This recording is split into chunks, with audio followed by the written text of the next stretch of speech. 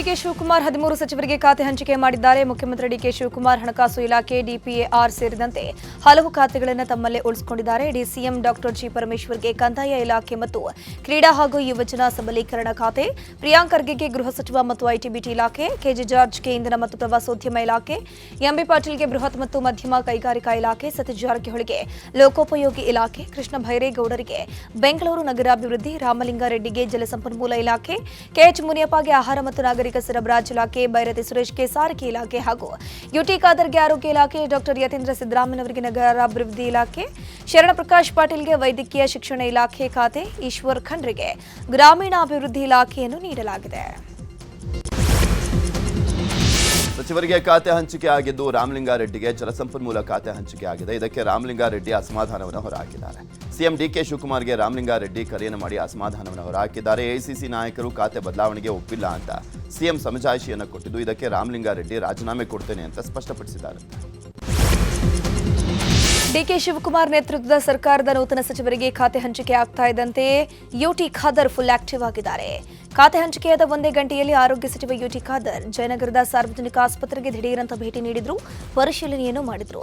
ರಾತ್ರಿ 12 ಗಂಟೆಗೆ ಆಸ್ಪತ್ರೆಗೆ ಆಗಮಿಸಿ ಸ್ವಚ್ಛತೆ, ರೋಗಿಗಳಿಗೆ ಚಿಕಿತ್ಸಾ ವಿಧಾನ, ತುರ್ತು ಚಿಕಿತ್ಸಾ ಘಟಕದಲ್ಲಿ ಪರಿಶೀಲನೆ ಮಾಡಿದ್ರು. ಜೊತೆಗೆ ಹಾಜರಾತಿಯಲ್ಲಿ ಗೈರಾಗಿರುವ ಸಿಬ್ಬಂದಿಗಳ ಬಗ್ಗೆ ಗರಂ ಆದ್ರು. ಇದೇ ವೇಳೆ ನೆಲದ ಮೇಲೆ ಕುಳಿತಿದ್ದ ಗರ್ಭಿಣಿಯನ್ನು ಕಂಡು ಸ್ಥಳದಲ್ಲಿದ್ದ ವೈದ್ಯರು ಸಿಬ್ಬಂದಿಗಳನ್ನು ತರಾಟೆಗೆ ತೆಗೆದುಕೊಂಡರು. ಇವತ್ತು ಸಚಿವ ಯುಟಿ ಖಾದರ್ ಆರೋಗ್ಯ ಇಲಾಖೆ ಅಧಿಕಾರಿಗಳ ಜೊತೆ ಸಭೆ ನಡೆಸಲಿದ್ದಾರೆ. ಬೆಳಗ್ಗೆ 10 ಗಂಟೆಗೆ ಆರೋಗ್ಯ ಸೌಧದಲ್ಲಿ ಮೀಟಿಂಗ್ ಕರೆಯಲಾಗಿದ್ದು, ಇಲಾಖೆ ಬಗ್ಗೆ ಸಂಪೂರ್ಣ ಮಾಹಿತಿ ಪಡೆಯುತ್ತಾರೆ. ಈ ಬಗ್ಗೆ ಮಾಹಿತಿ ನೀಡಿದ ಖಾದರ್, ಇಲಾಖೆಯ ಪರಿಶೀಲನಾ ಸಭೆ ಕರೆದಿದ್ದೀವಿ, ಯಾವುದೇ ಸಲಹೆ ಇದ್ರೂ ಅದರ ಬಗ್ಗೆ ಚರ್ಚೆ ಮಾಡ್ತೀವಿ. ವೈದ್ಯರಿಗೂ ಕೆಲಸ ಮಾಡೋಕೆ ನಿರ್ಭಯವಾದ ವಾತಾವರಣ ಇರಬೇಕು. ಅಲ್ಲದೆ ಏನೆಲ್ಲ ಲೋಪ ದೋಷವಿದೆ ನೋಡಿದ್ದೀನಿ, ಎಲ್ಲವನ್ನ ವಿಶ್ವಾಸಕ್ಕೆ ತೆಗೆದುಕೊಂಡು ಕೆಲಸ ಮಾಡುವಂತೆ ಸೂಚನೆ ಕೊಡ್ತೀನಿ ಅಂತಂದ್ರು. ರಾಜ್ಯಸಭಾ ಚುನಾವಣೆಗೆ ಎಐಸಿಸಿ ಅಧ್ಯಕ್ಷ ಮಲ್ಲಿಕಾರ್ಜುನ್ ಖರ್ಗೆ ಇಂದು ನಾಮಪತ್ರವನ್ನು ಸಲ್ಲಿಕೆ ಮಾಡಲಿದ್ದಾರೆ. ಇಂದು ಮಧ್ಯಾಹ್ನ 12:30ಕ್ಕೆ ಮಲ್ಲಿಕಾರ್ಜುನ್ ಖರ್ಗೆ ನಾಮಪತ್ರ ಸಲ್ಲಿಕೆ ಮಾಡಲಿದ್ದು, ಖರ್ಗೆ ಜೊತೆಗೆ ಮನ್ಸೂರ್ ಅಲಿ ಖಾನ್ ಸಹ ನಾಮಪತ್ರ ಸಲ್ಲಿಕೆ ಮಾಡಲಿದ್ದಾರೆ. ಖರ್ಗೆ ನಾಮಪತ್ರ ಸಲ್ಲಿಕೆ ವೇಳೆ ಲೋಕಸಭಾ ವಿರೋಧ ಪಕ್ಷದ ನಾಯಕ ರಾಹುಲ್ ಗಾಂಧಿ, ಸಿಎಂ ಡಿಕೆ ಶಿವಕುಮಾರ್, ಮಾಜಿ ಸಿಎಂ ಸಿದ್ದರಾಮಯ್ಯ ಕೂಡ ಸಾಥ್ ಕೊಡಲಿದ್ದಾರೆ. ಇನ್ನು 3ನೇ ಸ್ಥಾನ ಪವನ್ ಖೇರಾಗೆ ನೀಡಲಾಗಿದೆ. ರಾಹುಲ್ ಗಾಂಧಿ ಭಾಗಿಯಾಗುವಂತ ಸಾಧ್ಯತೆ ಇರೋದ್ರಿಂದ ವಿಧಾನಸೌಧದಲ್ಲಿ ಬಿಗಿ ಬಂದೋಬಸ್ತ್ ಮಾಡಲಾಗಿದೆ. ಖರ್ಗೆ ನಾಮಪತ್ರ ವಿಚಾರವಾಗಿ ಸಿಎಂ ಡಿಕೆ ಶಿವಕುಮಾರ್ ಪ್ರತಿಕ್ರಿಯೆ ಕೊಟ್ಟಿದ್ದಾರೆ. ಬೆಂಗಳೂರಿನಲ್ಲಿ ಮಾತನಾಡಿರುವಂತಹ ಅವರು, ರಾಜ್ಯಸಭೆಗೆ ಇಂದು ಮಲ್ಲಿಕಾರ್ಜುನ ಖರ್ಗೆ ನಾಮಪತ್ರ ಸಲ್ಲಿಕೆ ಮಾಡ್ತಾರೆ. ಅವರೊಂದಿಗೆ ರಾಹುಲ್ ಗಾಂಧಿ, ನಾನು ಎಲ್ಲರೂ ಕೂಡ ಇರ್ತೀವಿ. ಜೆಡಿಎಸ್ನವರು ನಾಮಪತ್ರ ಹಾಕ್ತಾರೋ ಬಿಡ್ತಾರೋ, ನಾವು 5 ಅಭ್ಯರ್ಥಿಯನ್ನು ಹಾಕ್ತೀವಿ ಅಂತಂದ್ರು. ಬೆಂಗಳೂರಿನ ವಿಧಾನಸೌಧ ಆವರಣದಲ್ಲಿರುವಂತಹ ಪ್ರತಿಮೆಗಳಿಗೆ ಸಿಎಂ ಡಿಕೆ ಶಿವಕುಮಾರ್ ಪುಷ್ಪಾರ್ಚನೆಯನ್ನು ಮಾಡಿದರು. ವಾಲ್ಮೀಕಿ, ಭುವನೇಶ್ವರಿ ಪ್ರತಿಮೆ ಹಾಗೂ ದೇವರಾಜ ಅರಸು ಪ್ರತಿಮೆಗೆ ಪುಷ್ಪಾರ್ಚನೆ ಮಾಡಿದರು. ಬಳಿಕ ಮಾತನಾಡಿದಂಥ ಸಿಎಂ ಡಿಕೆಶಿ, ರಾಜ್ಯಕ್ಕೆ ಸೇವೆ ಮಾಡಿರುವಂಥ ನಾಡಿನ ಹಿರಿಯರಿಗೆ, ತಾಯಿ ಭುವನೇಶ್ವರಿಗೆ ಸ್ಮರಿಸುವುದು ನನ್ನ ಕರ್ತವ್ಯ ಅಂತ ಹೇಳಿದರು. ಇನ್ನು ಮಾಜಿ ಮುಖ್ಯಮಂತ್ರಿಗಳಾಗಿರುವಂಥ ಕುಮಾರಸ್ವಾಮಿ, ಸದಾನಂದ ಗೌಡ ಸೇರಿದಂತೆ ಎಲ್ಲರನ್ನೂ ಕೂಡ ಭೇಟಿ ಮಾಡ್ತೇನೆ. ಅವರ ಅನುಭವ ನನಗೆ ಮುಖ್ಯ. ಅವರೆಲ್ಲರ ಸಲಹೆ, ಸಹಕಾರ, ಆಡಳಿತ ಅನುಭವದ ಬಗ್ಗೆ ಕೇಳ್ತೇನೆ ಅಂತ ಹೇಳಿದ್ದಾರೆ. ಸಿಎಂ ಆದ ಬಳಿಕ ಡಿಕೆ ಶಿವಕುಮಾರ್ ಮೊದಲ ಬಾರಿ ಸ್ವಕ್ಷೇತ್ರದ ಪ್ರವಾಸವನ್ನು ಕೈಗೊಂಡಿದ್ದಾರೆ. ಸಿಎಂ ಡಿಕೆ ಶಿವಕುಮಾರ್ ಜೂನ್ 7ರ ಭಾನುವಾರದಂದು ಕನಕಪುರ ಪ್ರವಾಸವನ್ನು ಕೈಗೊಂಡಿದ್ದಾರೆ. ಕೃತಜ್ಞತಾ ಸಮರ್ಪಣಾ ಪ್ರವಾಸ ಹೆಸರಲ್ಲಿ ಕನಕಪುರಕ್ಕೆ ಹೋಗ್ತಾರೆ. ಕನಕಪುರ ತಾಲೂಕಿನ ಹುಟ್ಟೂರು, ದೊಡ್ಡಾಲಹಳ್ಳಿ, ಕಬ್ಬಾಳಮ್ಮ, ಕೆಂಕೇರಮ್ಮ ದೇವಸ್ಥಾನಗಳಲ್ಲಿ ವಿಶೇಷ ಪೂಜೆಯನ್ನು ನಡೆಸಲಿದ್ದಾರೆ. ಮೊದಲ ಲಿಸ್ಟ್ ಆಯಿತು. 2ನೇ ಲಿಸ್ಟ್ನಲ್ಲಿ ಸ್ಥಾನ ಪಡೆಯಲಿಕ್ಕೆ ಶಾಸಕರು ಭಾರಿ ಲಾಬಿಯನ್ನು ಮಾಡ್ತಾ ಇದ್ದಾರೆ. ಕಲ್ಯಾಣ ಕರ್ನಾಟಕ ಭಾಗಕ್ಕೆ ಸಚಿವ ಸ್ಥಾನ ಕೊಡಬೇಕು ಅನ್ನುವಂಥ ಬೇಡಿಕೆ ಇಟ್ಟಿದ್ದೇವೆ ಅಂತ ಕೊಪ್ಪಳದಲ್ಲಿ ಶಾಸಕ ರಾಘವೇಂದ್ರ ಹಿಟ್ನಾಳ್ ಹೇಳಿದ್ದಾರೆ. ಸಿಎಂ ಡಿಕೆ ಶಿವಕುಮಾರ್ ಹಾಗೂ ಸಿದ್ದರಾಮಯ್ಯ ಸಾಹೇಬರಿಗೆ ಮನವಿ ಮಾಡಿದ್ದೇವೆ. ಈ ಹಿಂದೆ ಸರ್ಕಾರ ರಚನೆ ಆದಾಗ 2.5 ವರ್ಷ ಅವಕಾಶ ಮಾಡಿಕೊಡ್ತೀವಿ ಅಂತ ಸಿದ್ದರಾಮಯ್ಯ ಭರವಸೆಯನ್ನು ಕೊಟ್ಟಿದ್ರು. ಇದೀಗ ರಾಜ್ಯದ ಹಿತದೃಷ್ಟಿಯಿಂದ 13 ಜನ ಸಚಿವರಾಗಿದ್ದಾರೆ. ಮುಂದೆ ಉತ್ತರ ಕರ್ನಾಟಕಕ್ಕೂ ಅವಕಾಶ ಮಾಡಿಕೊಡ್ತಾರೆ, ನಮ್ಮನ್ನು ಮಂತ್ರಿ ಮಾಡ್ತಾರೆ ಅನ್ನುವಂಥ ವಿಶ್ವಾಸ ಇದೆ ಅಂತ ಹೇಳಿದ್ದಾರೆ. 9 ವರ್ಷ ಡಿಕೆ ಶಿವಕುಮಾರ್ ಸಿಎಂ ಅಂತ ಜ್ಯೋತಿಷಿಗಳ ಭವಿಷ್ಯ ವಿಚಾರಕ್ಕೆ ಆರ್ ಅಶೋಕ್ ವ್ಯಂಗ್ಯವಾಡಿದ್ದಾರೆ. ಚಿಕ್ಕಬಳ್ಳಾಪುರದಲ್ಲಿ ಮಾತನಾಡಿರುವಂತಹ ಅವರು, 9 ವರ್ಷ ಅಲ್ಲ, 9 ತಿಂಗಳು ಡಿಕೆ ಶಿವಕುಮಾರ್ ಸಿಎಂ ಆಗಿರಲ್ಲ ಅಂತ ಲೇವಡಿ ಮಾಡಿದ್ರು. ಎಷ್ಟು ದಿನ ಡಿಕೆ ಶಿವಕುಮಾರ್ ಕಾಡ್ತಿದ್ರು, ಇನ್ನು ಮುಂದೆ ಸಿದ್ದರಾಮಯ್ಯ ಕಾಡ್ತಾರೆ. ಸಿದ್ದರಾಮಯ್ಯನ ಕಾಟದಲ್ಲಿ 9 ತಿಂಗಳು ಡಿಕೆ ನರಕ ಅನುಭವಿಸ್ತಾರೆ ಅಂತ ಲೇವಡಿ ಮಾಡಿದ್ರು. ತಮಿಳುನಾಡು ಖ್ಯಾತಿಗೆ ಮಣಿಯದೆ ಮೇಕೆದಾಟು ಯೋಜನೆಗೆ ಕೇಂದ್ರ ಸರ್ಕಾರ ಅನುಮತಿ ನೀಡಬೇಕು ಅಂತ ಚಾಮರಾಜನಗರ ಜಿಲ್ಲಾಭಿವೃದ್ಧಿ ಹೋರಾಟ ಸಮಿತಿ ಆಗ್ರಹಿಸಿದೆ. ಸುದ್ದಿಗೋಷ್ಠಿಯಲ್ಲಿ ಮಾತನಾಡಿರುವಂತಹ ಸಮಿತಿ ಅಧ್ಯಕ್ಷ ಕೆ ವೀರಭದ್ರಸ್ವಾಮಿ, ಮೇಕೆದಾಟು ಯೋಜನೆಗಾಗಿ ಪಾದಯಾತ್ರೆ ನಡೆಸಿದಂಥ ಈಗಿನ ಮುಖ್ಯಮಂತ್ರಿ ಡಿಕೆ ಶಿವಕುಮಾರ್ ಕೇಂದ್ರ ಸರ್ಕಾರದ ಮೇಲೆ ಒತ್ತಡ ತಂದು ಶೀಘ್ರದಲ್ಲೇ ಶಂಕುಸ್ಥಾಪನೆ ನೆರವೇರಿಸಬೇಕು ಅಂತ ಒತ್ತಾಯ ಮಾಡಿದರು. ಜೂನ್ 30ರಿಂದ ಎಸ್ಸಿಆರ್ ಸಮೀಕ್ಷೆ ಆರಂಭ ಆಗಲಿದೆ. ಇದರ ಬೆನ್ನಲ್ಲೇ ಕೊಪ್ಪಳ ಜಿಲ್ಲೆಯಲ್ಲಿ ವಿಶೇಷ ಮತದಾರರ ಪಟ್ಟಿ ಪರಿಷ್ಕರಣೆಗೆ ಜಿಲ್ಲಾಡಳಿತ ಸಜ್ಜಾಗಿದೆ. ಜುಲೈ 29ರವರೆಗೂ ಬೂತ್ ಮಟ್ಟದ ಅಧಿಕಾರಿಗಳು ಬಂದು ಸಮೀಕ್ಷೆಯನ್ನು ಮಾಡ್ತಾರೆ. ಈಗಾಗಲೇ ಮ್ಯಾಪಿಂಗ್ ಆಗಿದ್ದು ಕೊಪ್ಪಳ ಜಿಲ್ಲೆಯಲ್ಲಿ 95.13% ಮುಗಿದಿದೆ. ವಿವಿಧ ಕಾರಣಕ್ಕಾಗಿ ಒಟ್ಟು 57,434 ಜನರ ಮ್ಯಾಪಿಂಗ್ ಆಗಿಲ್ಲ. ಈ ಬಾರಿ ಮತದಾರರ ಪಟ್ಟಿಯಲ್ಲಿ 2 ಕಡೆ ಮತದಾರರಿದ್ದಾರೆ, ತಪ್ಪು ಮಾಹಿತಿ ಕೊಟ್ಟಿದ್ದಾರೆ. ಈ ದೇಶದವರಾಗಿದ್ದರೆ ಮತದಾನ ಮಾಡಿದ್ರೆ ಕಾನೂನು ಕ್ರಮ ಕೈಗೊಳ್ಳಲಾಗುವುದು ಅಂತ ಜಿಲ್ಲಾಧಿಕಾರಿ ಡಾಕ್ಟರ್ ಸುರೇಶ್ ಇಟ್ನಾಳ್ ಎಚ್ಚರಿಕೆ ಕೊಟ್ಟಿದ್ದಾರೆ. ಬೆಳಗಾವಿಯಲ್ಲಿ ಮತ್ತೊಂದು 106 ಕೋಟಿ ವಂಚನೆ ಪ್ರಕರಣ ಬೆಳಕಿಗೆ ಬಂದಿದೆ. ಆದಿತ್ಯ ರಾಜ ಕ್ಯಾಪಿಟಲ್ ಪ್ರೈವೇಟ್ ಲಿಮಿಟೆಡ್ ಕಂಪನಿ ಹೆಚ್ಚಿನ ಬಡ್ಡಿ ನೀಡುವಂತಹ ಆಮಿಷ ಒಡ್ಡಿ ಜನರಿಂದ ಕೋಟ್ಯಾಂತರ ರೂಪಾಯಿ ಸಂಗ್ರಹ ಮಾಡಿದೆ. ಈ ಬಗ್ಗೆ ಎಸಿ ಶ್ರವಣ್ ನಾಯಕ್ ನೇತೃತ್ವದಲ್ಲಿ ಆದಿತ್ಯ ರಾಜ ಕ್ಯಾಪಿಟಲ್ ಕಚೇರಿ ಮೇಲೆ ದಾಳಿಯನ್ನು ಮಾಡಿ ಪರಿಶೀಲನೆಯನ್ನ ಮಾಡಿದ್ರು. ಇಂದು ಕೂಡ ಪರಿಶೀಲನೆ ಮುಂದುವರಿಯಲಿದೆ. ಇನ್ನು ಸಂಸ್ಥೆಯ ಮಾಲೀಕ ಬಾಲರಾಜ್ ಮಾನೆಯನ್ನ ಪೊಲೀಸರು ವಿಚಾರಣೆ ನಡೆಸಿದ್ದಾರೆ. ತಿಂಗಳಿಗೆ ಶೇಕಡ 5% ಬಡ್ಡಿ ನೀಡುವಂತ ಆಮಿಷ ಕೊಟ್ಟು ಹಣ ಸಂಗ್ರಹಿಸಿದ್ರು ಅಂತ ಹೇಳಲಾಗಿದೆ. ಪೊಲೀಸರು ದಾಳಿ ಮಾಡ್ತಾ ಇದ್ದಂತೆ ಸರ್ವರ್ ಶಟ್ ಡೌನ್ ಮಾಡಿ ಡೇಟಾ ಎರೇಸ್ ಮಾಡಿ ಚಳ್ಳೆ ಹಣ್ಣು ತಿನ್ನಿಸಲಿಕ್ಕೆ ಯತ್ನಿಸಿದ್ದು ಸಾವಿರಾರು ಕೋಟಿ ಹಣ ಹೂಡಿಕೆ ಆಗಿರುವಂಥದ್ದು ಪತ್ತೆಯಾಗಿದೆ. ರಾಜ್ಯ ಸರ್ಕಾರ ವಾಹನ ಸವಾರರಿಗೆ ಗುಡ್ ನ್ಯೂಸ್ ಕೊಟ್ಟಿದೆ. ಈ ಹಿಂದೆ ಶೇಕಡ 50% ರಿಯಾಯಿತಿ ನೀಡಿ ಭಾರೀ ಮೊತ್ತದ ದಂಡ ಸಂಗ್ರಹಿಸಿದ ಸರ್ಕಾರ ಮತ್ತೊಮ್ಮೆ ರಿಯಾಯಿತಿ ಘೋಷಣೆ ಮಾಡಿದೆ. ಜೂನ್ 21ರಿಂದ ಜುಲೈ 10ರವರೆಗೆ ದಂಡದ ಅರ್ಧದಷ್ಟು ಹಣ ಪಾವತಿಸೋಕೆ ವಾಹನ ಸವಾರರಿಗೆ 20 ದಿನಗಳ ಅವಕಾಶ ಕಲ್ಪಿಸಲಾಗಿದೆ. 1991ರಿಂದ 2026ರವರೆಗಿನ ಸಾರಿಗೆ ಇಲಾಖೆಯಲ್ಲಿ ದಾಖಲಾದ ಕೇಸ್ಗಳಿಗೆ ಅವಕಾಶ ನೀಡಲಾಗಿದೆ. ಬೆಂಗಳೂರಿನ ಮಲ್ಲೇಶ್ವರ ಪೊಲೀಸ್ ಕ್ವಾರ್ಟರ್ಸ್ನ ಜಾಗ ಕಬಳಿಕೆ ಯತ್ನ ಪ್ರಕರಣ ರದ್ದು ಕೋರಿದಂತ ಅರ್ಜಿ ವಿಚಾರಣೆ ನಡೆದಿದೆ. ಆರೋಪಿ ಶ್ರೀನಾಥ್ ಪ್ರಕರಣ ರದ್ದು ಕೋರಿ ಹೈಕೋರ್ಟ್ನಲ್ಲಿ ಅರ್ಜಿಯನ್ನು ಸಲ್ಲಿಸಿದ್ರು. ನಿನ್ನೆ ಹೈಕೋರ್ಟ್ನಲ್ಲಿ ವಿಚಾರಣೆ ನಡೆದಿದ್ದು ಜಾಗ ಪೊಲೀಸ್ ಇಲಾಖೆಯದ್ದು ಎಂಬುದಕ್ಕೆ ದಾಖಲೆಗಳಿಲ್ಲ ಎಂಬುದಕ್ಕೆ ಅರ್ಜಿದಾರರ ಪರ ವಕೀಲರು ವಾದವನ್ನು ಮಾಡಿದ್ರು. ಇನ್ನು ಪೊಲೀಸರು ವಾಸಿಸ್ತಾ ಇದ್ದಂಥ ಕ್ವಾರ್ಟರ್ಸ್ ಅನ್ನೇ ಮಾರಾಟಕ್ಕೆ ಯತ್ನಿಸಲಾಗಿದೆ. ಇದಕ್ಕೆ ಅವಕಾಶ ನೀಡಿದರೆ ಹೈಕೋರ್ಟ್ ಕಟ್ಟಡವೂ ಕೂಡ ಸುರಕ್ಷಿತವಾಗಿ ಇರೋದಿಲ್ಲ ಅಂತ ನ್ಯಾಯಮೂರ್ತಿ ಎಂ ನಾಗಪ್ರಸನ್ನ ಅವರಿದ್ದಂಥ ಹೈಕೋರ್ಟ್ ಪೀಠ ಅಭಿಪ್ರಾಯವನ್ನು ವ್ಯಕ್ತಪಡಿಸಿದ್ದು ಪ್ರಕರಣದ ವಿಚಾರಣೆಯನ್ನು ಜೂನ್ 9ಕ್ಕೆ ಮುಂದೂಡಿಕೆ ಮಾಡಲಾಗಿದೆ.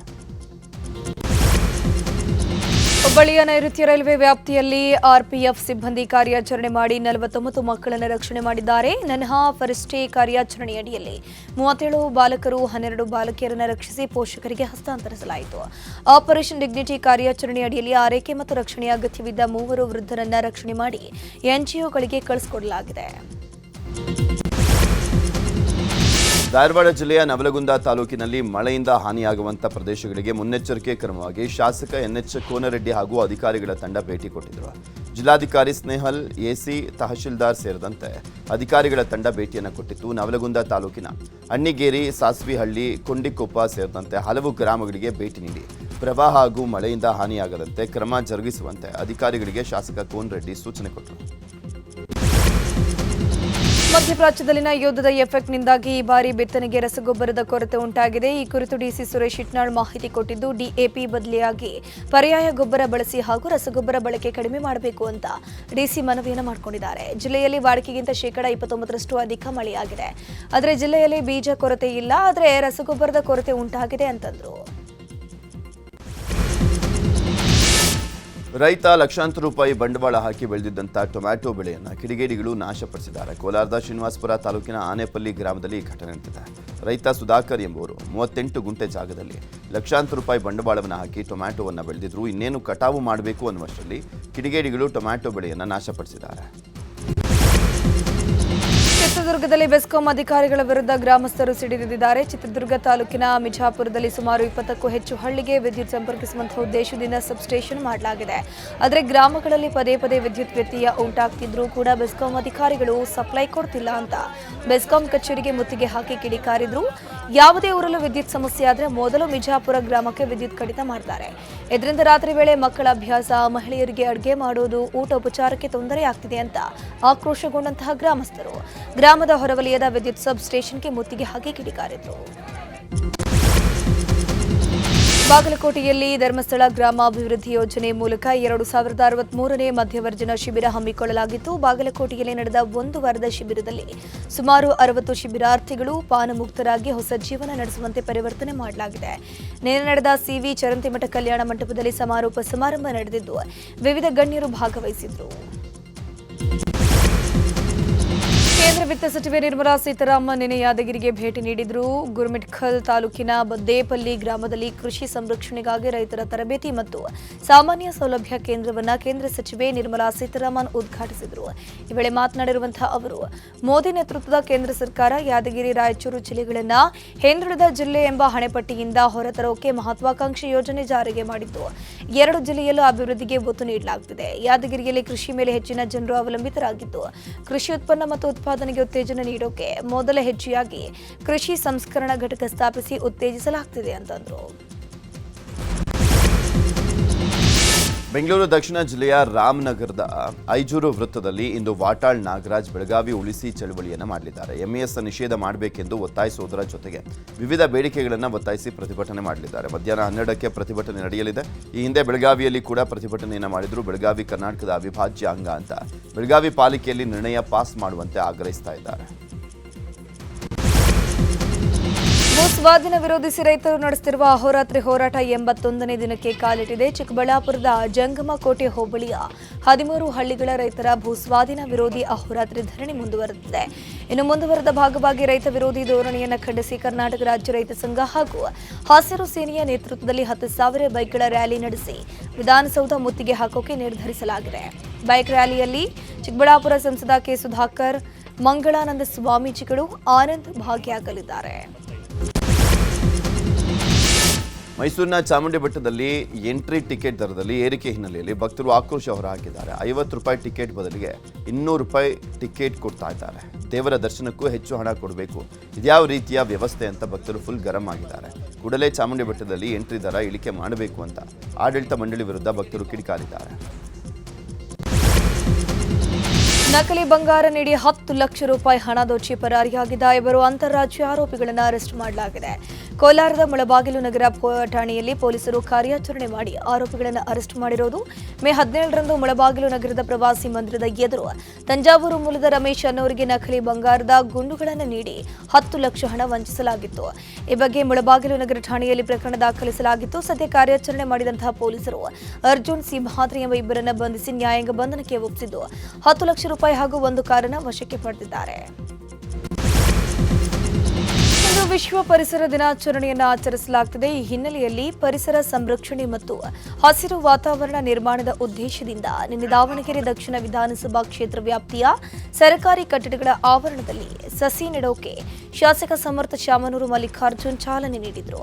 ಸಸಿ ವಿತರಿಸಿ ಮಾತನಾಡಿರುವಂತಹ ಶಾಸಕ ಸಮರ್ಥ, ವಿಶ್ವ ಪರಿಸರ ದಿನಾಚರಣೆ ಅಂಗವಾಗಿ ಅರಣ್ಯ ಇಲಾಖೆ, ತೋಟಗಾರಿಕೆ ಇಲಾಖೆ ಮತ್ತು ದಾವಣಗೆರೆ ಮಹಾನಗರ ಪಾಲಿಕೆ ಸಂಯುಕ್ತಾಶ್ರಯದಲ್ಲಿ ದಾವಣಗೆರೆ ದಕ್ಷಿಣ ಕ್ಷೇತ್ರ ವ್ಯಾಪ್ತಿಯ ಸರ್ಕಾರಿ ಶಾಲೆಗಳು, ಕಾಲೇಜುಗಳು, ಆಸ್ಪತ್ರೆಗಳು, ಪಶು ಆಸ್ಪತ್ರೆಗಳು, ಗ್ರಾಮ ಪಂಚಾಯಿತಿಗಳು ಹಾಗೂ ಪ್ರಾಥಮಿಕ ಕೃಷಿ ಪತ್ತಿನ ಸಹಕಾರ ಸಂಘಗಳ ಆವರಣದಲ್ಲಿ ಸಸಿಯನ್ನು ನೆಡಲಾಗುವುದು.